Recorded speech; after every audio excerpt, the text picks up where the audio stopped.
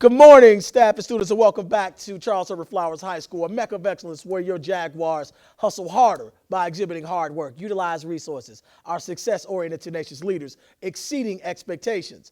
Just want to welcome you back to 2016. You know, you had a great opportunity now with the new year to reflect on the things that you did well and not so well last year, to make changes, those New Year's resolutions, things that you want to do differently this year, and make sure that you continue to do the things that you did well, that you continue to do those things in 2016 as well. So big things going on here at Charles Flowers High School in 2016. I want to talk about a couple of those things now.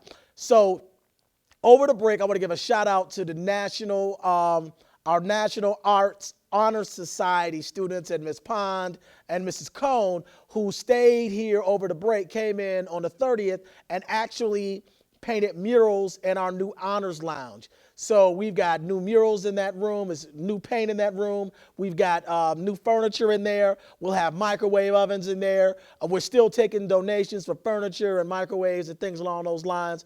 But we're almost ready to open up our Honors Lounge. We're going to make sure that everybody that made honor roll during first quarter gets their certificates so that they can have them. And for second quarter, we're going to start with our JAG Honors bracelets that will allow you into the Honors Lounge beginning the second quarter. So really excited about the opening of that new Honors Lounge.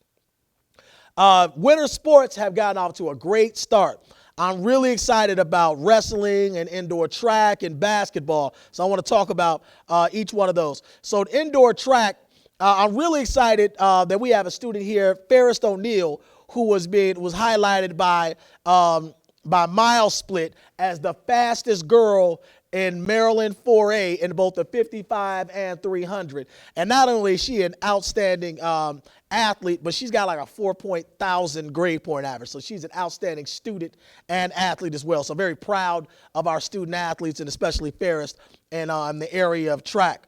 Also, shout out to my man Jose from Manhood, who's holding it down for the boys in track as well. The wrestling team is doing really well too. We've got a match coming up against Surrattsville this Wednesday.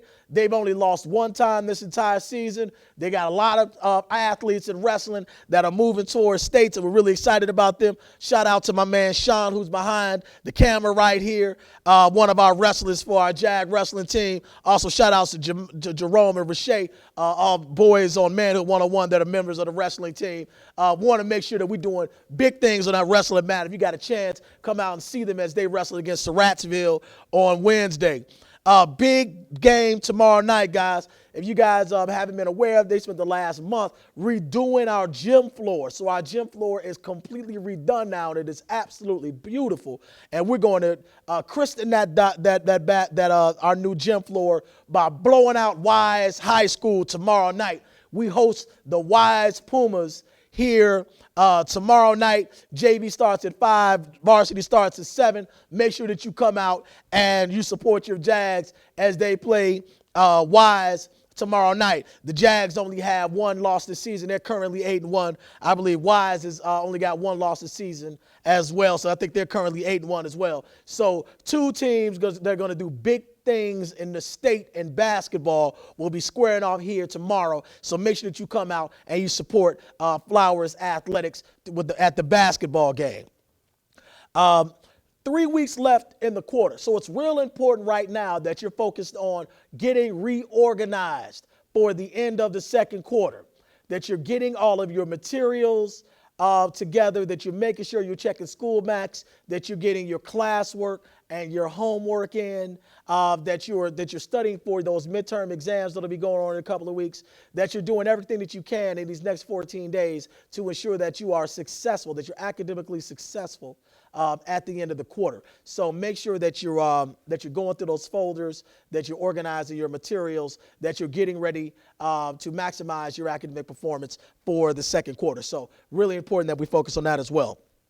Last thing I want to talk about is the lunch boycott that I've been hearing about. It was actually highlighted on Channel 4 this morning. Just want to give shout outs to the Young Democrats and to their leader, Marino Goldstein, because I can appreciate young people who are civilly disobedient. And I'm going to talk about civil disobedience now. So it is your responsibility, young people, to be socially active.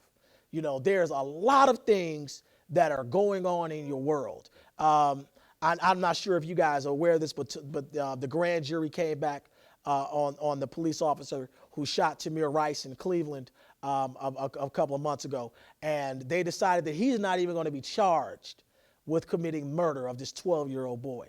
That has been a reoccurring theme here in our country, and it's time for our young people to stand up. And stand up in a manner that is productive. So that when I start talking about civil disobedience, civil disobedience is about an organized way to approach the challenges that you have in your world. So with the lunch protest, you know, it was discussed in the media. There was a letter writing campaign that's gone to the board. There's been a meeting that's been requested with the superintendent, with the CEO. So all of these things are good examples of civil disobedience. What's not an example of civil disobedience is if you go into the cafeteria and you decide you want to do something with the food because you don't like it. If you don't want to eat it, just don't eat.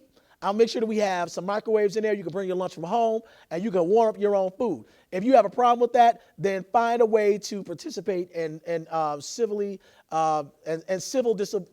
disobedient actions, so that you are not disrupting the school day. You're presenting yourself as being intelligent and informed, and you're moving your society forward through your public actions. So those are the things that I just want to talk about today. Getting ready to transition into second period.